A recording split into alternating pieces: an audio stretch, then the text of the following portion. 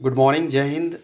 आज की इस करंट न्यूज़ में हम जानेंगे भारत के नए कंप्ट्रोलर ऑडिटर ऑफ जनरल के बारे में, जिनकी हाल ही में नियुक्ति हुई है। मेरा नाम रोहित है और मैं इस नॉलेज पार्क पर आप सभी लोगों का एक बार फिर से स्वागत करता हूं। आइए शुरू करते हैं हम भारत के नियंत्रक और महालेखा परीक्षक के बारे में जानकारी। राष्ट्रपति द्रौपदी मुर्मू हाल ही में 1989 बैच के भारतीय प्रशासनिक सेवा IAS अधिकारी के संजय मूर्ति को भारत का नियंत्रक और महालेखा परीक्षक यानी कंप्ट्रोलर ऑडिटर ऑफ जनरल के पद पर नियुक्ति की।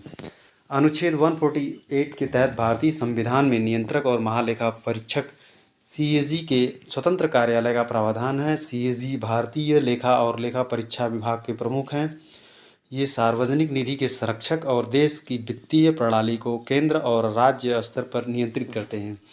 इनका कर्तव्य भारत के संविधान और संसद के वित्तीय प्रशासन संबंधी कानूनों की रक्षा करना है। ये भारत में लोकतांत्रिक प्रणाली के प्रमुख स्तंभों में से एक हैं।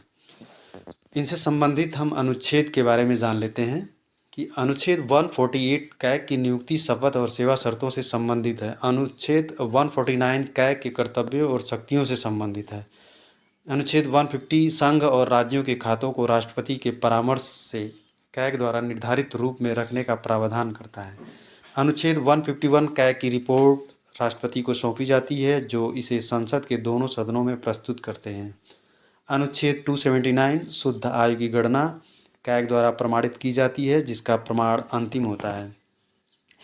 कैग की नियुक्ति और हटाने की प्रक्रिया पर एक नज़र डालते हैं। कैग की नियुक्ति भारत के राष्ट्रपति द्वारा उनके हस्ताक्षर और मुहर के तहत की जाती है। इनका कार्यकाल 6 वर्ष अथवा 65 वर्ष की आयु, दोनों में से जो पहले पूरी हो जाती है, तक होती है। ये किसी भी समय राष्ट्रपति को अपना इस्तीफा सौंप सकते हैं। इन्हें राष्ट्रपति द्वारा सुप्रीम कोर्ट के जज के समान आधार पर और प्रक्रिया से हटाया जा सकता है। इसके लिए संसद के दोनों सदनों में विशेष बहुमत से प्रस्ताव पारित होना आवश्यक है, जिसमें दुर्व्यवहार या असमर्थता के आरोप सिद्ध होने चाहिए।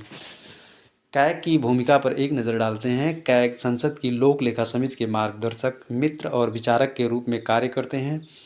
PAC 3 कैग रिपोर्टों की समीक्षा तैयार करती है, यानी संसद की लोक लेखा समिति कैग की रिपोर्ट की समीक्षा तैयार करती है।